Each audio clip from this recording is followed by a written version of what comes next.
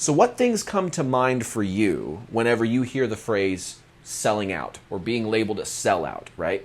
The first image you probably think of is an artist who's sacrificing their integrity and their authenticity so that they can make a quick buck, right? So they can pursue pure commercialization.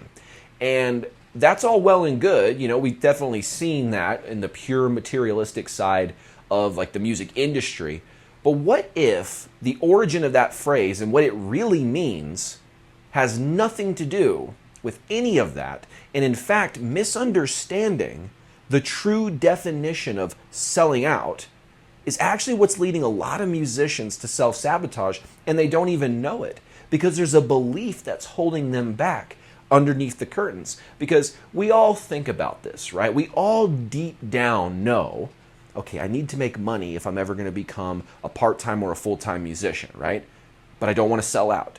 But those things, when you look at the narratives that undergird those ideas, they're at conflict. See, in one narrative, you have this idea that to sell out means I'm using the art as a medium to just get wealth, and the art really is of secondary importance to the wealth that I'm trying to get, right? Well, here's the thing.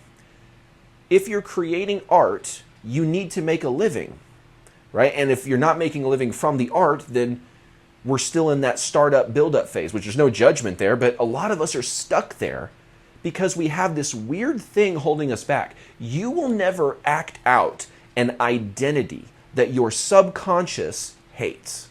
I'm just going to tell you that right now. I'm sorry if it's like really philosophical and psychological, but if you have a belief that to make money and sell your art as a way to make money is a bad thing, you are going to, no matter what kind of conscious fluff you give, if back in your subconscious, really deep back there, you believe it's a bad thing to sell music for money or to get money for music or to have art be commodified in any kind of way, then you will take action subconsciously to make sure that you don't sell your music or you don't sell merch or you don't sell tickets or anything related to it. And that's a big problem. These identities are at conflict, but here's the solution. They don't have to be at conflict because obscurity does not equal purity. Okay, let me just say that again. Obscurity does not equal purity. Why? Because just because you figured out, okay, I've created something that's unique, that doesn't therefore mean it's now pure. Because I want you to think about this. The person who creates music that is explicitly, let's say, avant-garde, it's purposefully trying to not sound like what everyone sounds like. That is a way that they can gain significance. So it's not purely for letting art be art. There is still some selfishness underneath that because human beings, we have fundamental needs. And one of those needs, I won't go into a huge spiel about all 6 of them, but one of them is called significance, right? And sometimes people find significance in saying things like, well, I don't need significance. That's how they feel significant, is by claiming to not want the thing that everybody wants, therefore making them significant in their own mind, right? So what happens is you have this conflation of, I've created something that's not mainstream, it's totally on purpose going to sound bad, but therefore it's more pure than the people that are just trying to appeal to the masses. That is no more unselfish than the person making music for the masses. It's really not. Think about this for a second. Let's reframe some of these things.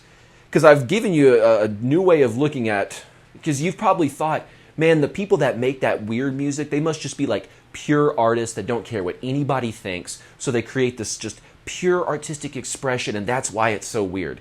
99% of the time, that is not the case. 99% of the time, people do that so they can feel significant because they're not going with the grain, right? So, but here's the thing.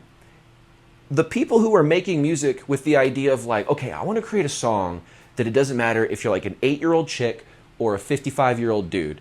Like, no matter what, you're going to hear this song and you're just going to feel happy and you're going to feel joyous and it's just going to make you smile and kind of bob your head. What are we going to call the song? We're going to call it Happy. Okay, that's a little on the nose, but who are we going to bring in? We're going to bring in Pharrell Williams. Well, he looks super happy all the time. So we're definitely happying it up here. You know what I'm saying? Like, what is so unnoble about creating music like that? And people say, well, because it's not rich in depth and complexity. Complexity does not always equal good. I have heard many complicated songs that just sound like two songs playing at the same time. I don't want to listen to that anymore because it's quote unquote more pure, because it's obscure. So we have to get rid of that false belief that just because we're obscure and we're not doing things in the beaten path, that we're therefore more noble. Now, I'm not saying that if you make music for the masses that you're more noble. To me, they're both neutral. But what I'm getting us to hopefully unravel is this belief now that you can't have any, because selling does kind of require that you not change yourself for the masses, because you don't want to do that, because then people will see that you're not being authentic, and then you don't sell anything. But you have to be able to get masses of people to kind of look at you. That's the marketing side of it. You have to get them to kind of look at you. And by doing that, you do have to think of things of what they want, what they desire. But the trick there is listen to this very closely. You keep your brand aligned with who you are, but you figure out how you package that authentic brand in a way that attracts the right people, okay? That's an important distinction, okay? Because you maintain your authenticity by saying, I am who I am, but you just haven't quite figured out the angle of approach in your marketing that gets the masses of people to go, huh, that's interesting. Oh, well, that's really interesting. So we have to think about things differently. We can't think of, well, I can't do anything like what the big stars do because they're sellouts, and then I don't want to be a sellout. Because that's what your unconscious will subtly bring you towards, even if you're not aware of it. It'll slowly persuade you to make decisions where you don't commodify any aspect of your art. Because here's the thing, if you have a weird thing about well, art should just be art, right? Art shouldn't be about the money. What I would tell you is that art is about multiple things at one time. Art is so beautiful and so transcendent that we sometimes try to limit it by saying art is just art. We have to understand that when we say, well, art is just art, it's not any of these other things. I'm like, well, counterintuitively, it's actually multiple things. Art is not only someone's expression, self-creative expression, but it could also become a cultural artifact. So it has some influence on broader culture. It could be something tied to a protest, which has other political and society-changing implications, right? Music and art are not just art and should not therefore be about anything else. Art is multidimensional. And one of the things that you can do is use your skill as an artist to trade things of value to your fans and get money for it. And there is nothing unethical about that whatsoever. That is actually purely aligned with voluntary exchange, which is about as pure to free will and all that kind of stuff as you can get. So obscurity doesn't equal purity. So we need to not have this weird apprehension that just because we're now doing things that are considered marketing, and now we're trying to appeal to the masses in certain ways, that therefore you're not artistic anymore and you have some sort of artistic impotency or something, right? It's ridiculous. So I understand, though. Authenticity and integrity are essential, okay? If you don't have that, then you're just going to get pulled every which way, right? Because you won't know who you are. But here's the other problem. Here's the paradox in this.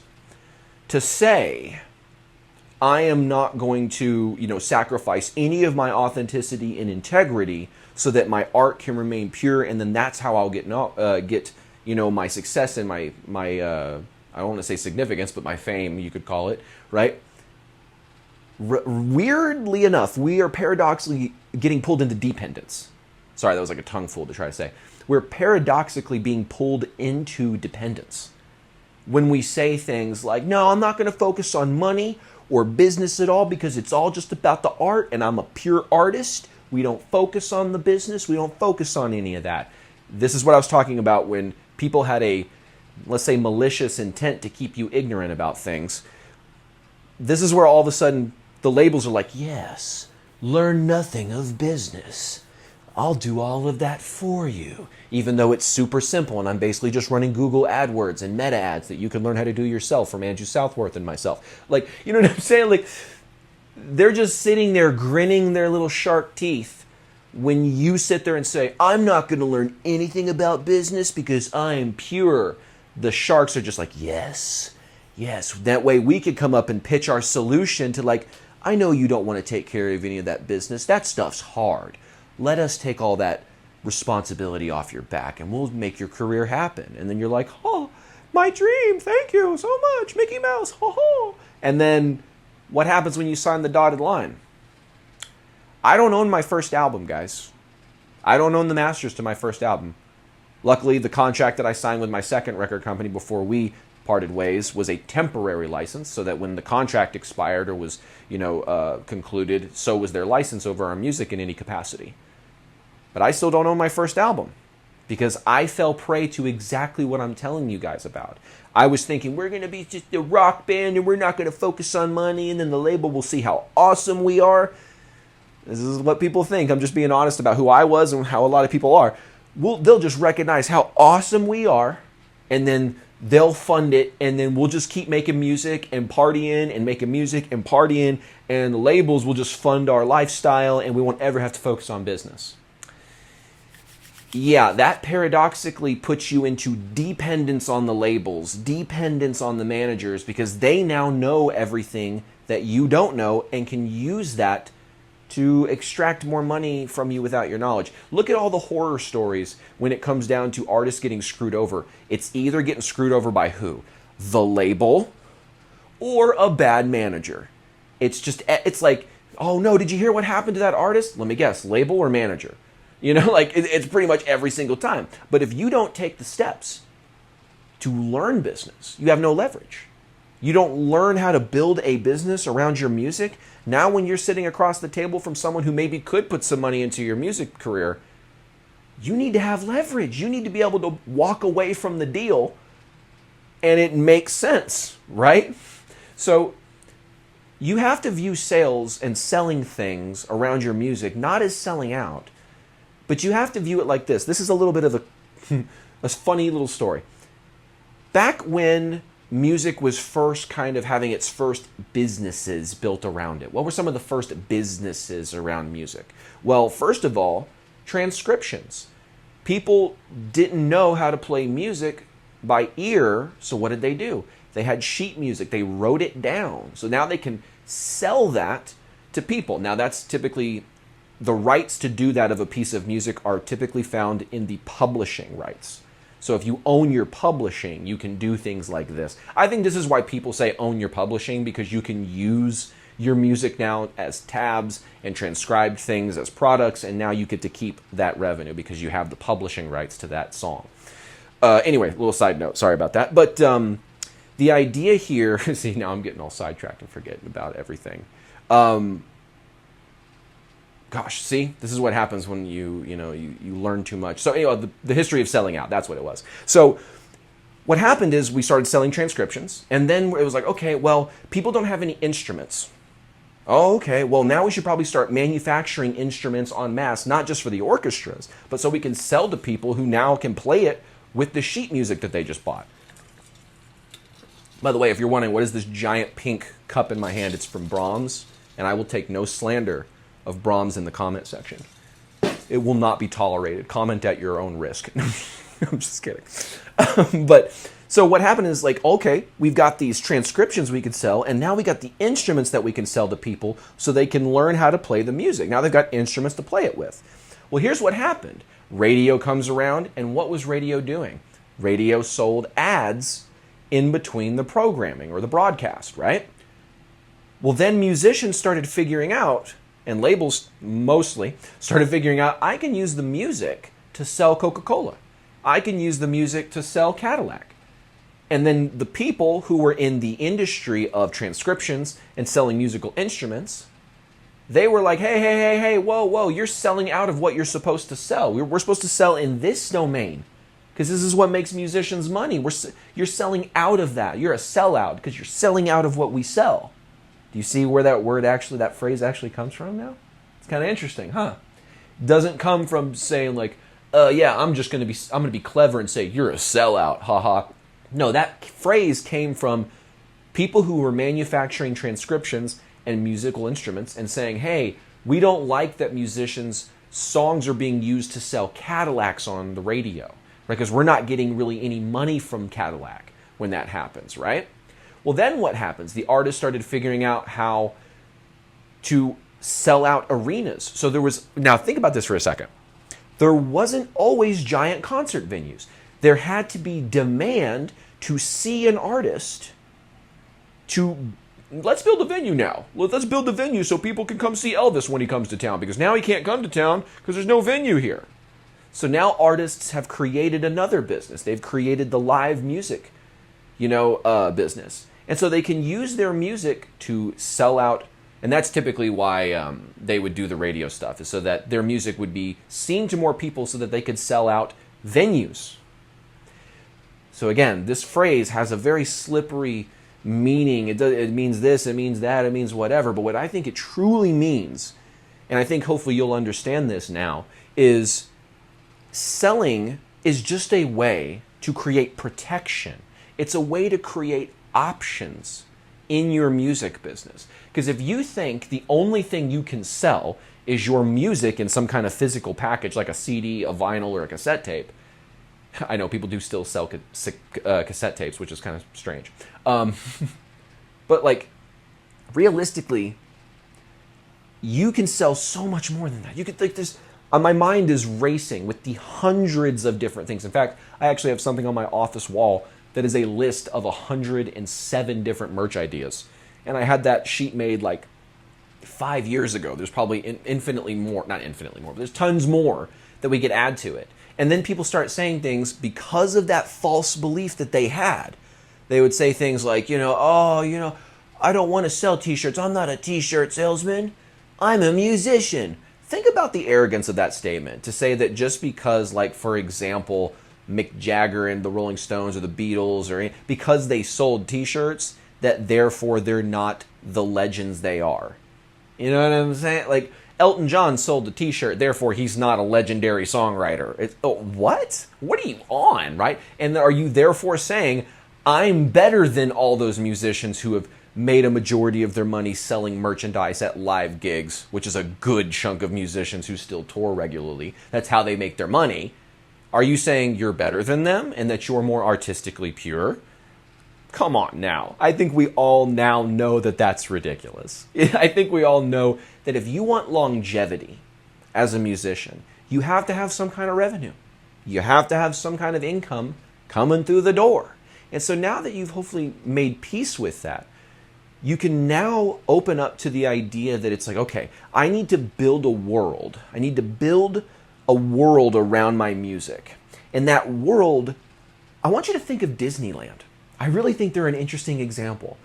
Instead of creating songs, they created stories.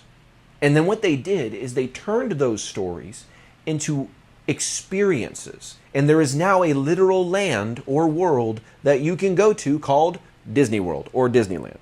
You can literally go there. And when I've been there, they articulate that experience so specifically and fine-tunedly that when you're in one area of a themed park, they have walls that are hundreds of feet tall to give you the impression that they're in the foreground and they're very, very far in the distance, but really they're just trying to keep you immersed in the experience of this theme of the park, which in this example was like a Toonland kind of thing. So it looked like a old classic rainbow sunset kind of backdrop. And it was like, whoa, that's crazy. It looks like we're in a cartoon. But like that is taking the stories they created with, all these different characters, and then creating a world where people can now go pay a ticket to experience it in depth. Now, while you and I cannot create an experience right now on the level of Disneyland, we can scale it down. We can do what we can. I'll give you an example. One of the things that I do at my shows is my merch table is an experience. We have a diffuser putting out specific scents. I'm not going to tell you because there's psychology that enhances people's ability to stick around. I'm not going to give away some of that secret stuff just yet. You'll have to watch another video when I talk more in depth about it. But the whole idea is I have a diffuser that is putting out scents around the table to make it smell good, especially if you're in a bar where it smells like cigarettes. All of a sudden now when I walk over to this merch table, it just smells good. Oh man, I feel just so much better for some reason. We have lights. Now, not only do we have lights that light up the table so people can see the items that are on the table, we also have lights that create colors and create kind of an interesting vibe. We have the item that is our number one item that we're trying to push on its own unique stand with its own colorful light pulling it up. So you see how I'm creating a little mini world at the merch table? You know, you go over there, and another thing that we tried to do, it's sometimes you can do it, sometimes you can't, just kind of depends. We'll bring our own music. We'll have a little boom box.